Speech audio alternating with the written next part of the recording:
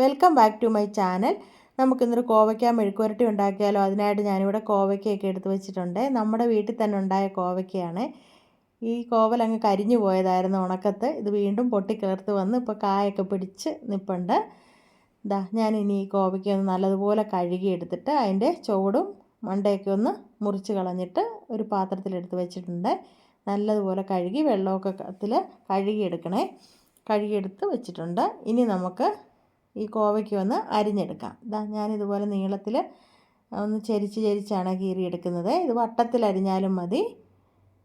ഇനി നമുക്കിതെല്ലാം ഒന്ന് അരിഞ്ഞെടുക്കാം. നല്ല പിഞ്ച് കോവയ്ക്കയാണ്, കണ്ടോ. ഇനി ഞാൻ ഇതിൻ്റെ കൂടെ ഒരു സവോളയും 2 പച്ചമുളകും കറിവേപ്പിലയും കൂടി എടുത്ത് വെച്ചിട്ടുണ്ട്. ആ സവോളയൊക്കെ നമുക്കിതുപോലെ ഒന്ന് കഴുകി ഒന്ന് തൊലിയൊക്കെ കളഞ്ഞ് ഒന്ന് അരിഞ്ഞെടുക്കാവേ. ഇത് അരിഞ്ഞെടുക്കുവാണേ. അരിഞ്ഞെടുത്തതിന് ശേഷം നമുക്ക് അതിൻ്റെ കൂടെ നമ്മളെടുത്ത് വെച്ചിരിക്കുന്ന 2 പച്ചമുളകില്ലേ, ആ പച്ചമുളക് കൂടി ആ സവോളയ്ക്കകത്തേക്ക് അരിഞ്ഞിട്ട് കൊടുക്കാം. എല്ലാം അരിഞ്ഞിട്ട് ഞാനിവിടെ എടുത്ത് വെച്ചിട്ടുണ്ട്, കണ്ടോ. ഇനി നമുക്ക് അടുപ്പത്തൊരു പാനൊക്കെ വയ്ക്കാം. പാൻ വെച്ചിട്ട് നമുക്ക് ഗ്യാസിൻ്റെ ഫ്ലെയിമൊക്കെ ഒന്ന് ഓണാക്കി കൊടുക്കാം. ഓണാക്കി കൊടുത്തിട്ടുണ്ട്. ഇനി നമുക്ക് അതിനകത്തേക്ക് വെളിച്ചെണ്ണ ഒഴിച്ച് കൊടുക്കാം. വെളിച്ചെണ്ണ ഒഴിച്ച് കൊടുത്തു. വെളിച്ചെണ്ണ ഒന്ന് ചൂടായി വരുമ്പോൾ അതിനകത്തേക്ക് നമുക്ക് ഒരു വറ്റൽമുളകൊന്ന് മുറിച്ചിട്ട് കൊടുക്കാം. മുറിച്ചിട്ട് കൊടുത്തിട്ട് ഒന്ന് ഇളക്കി കൊടുക്കുക. ഇളക്കി കൊടുത്തതിന് ശേഷം ഞാൻ അതിനകത്തേക്ക് 2 തണ്ട് കറിവേപ്പില കൂടി ഇട്ട് കൊടുത്തതിന് ശേഷം നമ്മൾ അരിഞ്ഞു വെച്ചിരിക്കുന്ന പച്ചമുളകും സവോളയും കൂടി ഇട്ട് കൊടുത്തിട്ട് ഞാനൊരു 1/2 ടീസ്പൂൺ ഉപ്പും കൂടി ഇട്ട് കൊടുത്ത് ഉപ്പ് കൂടി ഇട്ടതിന് ശേഷം നല്ലതുപോലെ ഇളക്കി കൊടുക്കുക. ഇളക്കി കൊടുത്തിട്ട് ആ സവോളയുടെ കളറൊക്കെ ഒന്ന് മാറി ഒന്ന് വാടി വരുന്ന സമയമാകുമ്പോൾ നമുക്ക് അതിനകത്തേക്ക് നമ്മൾ അരിഞ്ഞു വെച്ചിരിക്കുന്ന കോവയ്ക്ക ഇട്ട് കൊടുക്കാം. കോവയ്ക്ക ഇട്ട് കൊടുത്തിട്ട് നല്ലതുപോലെ ഇളക്കി കൊടുക്കുക.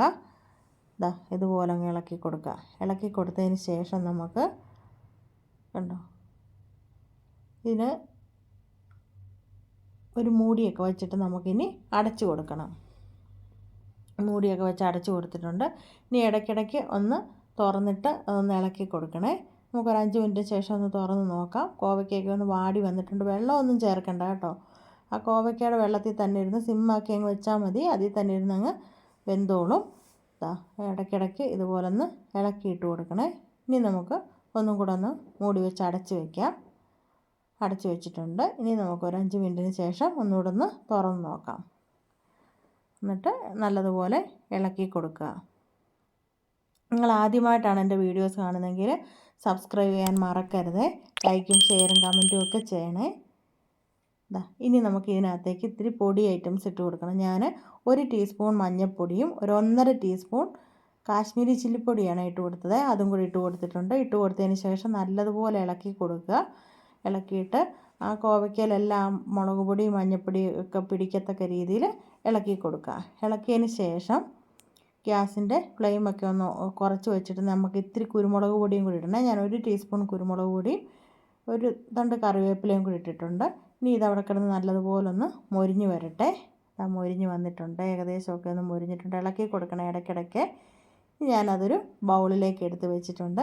നിങ്ങൾ ഇതുപോലാണോ കോവയ്ക്ക മെഴുക്ക് വരട്ടി വയ്ക്കുന്നതെന്നൊന്ന് കമൻറ്റ് ചെയ്യണേ. കണ്ടോ, നല്ല അടിപൊളിയായിട്ടുണ്ട്. ഇനി നല്ലൊരു വീഡിയോയുമായി അടുത്ത ദിവസം കാണാം. Okay, by.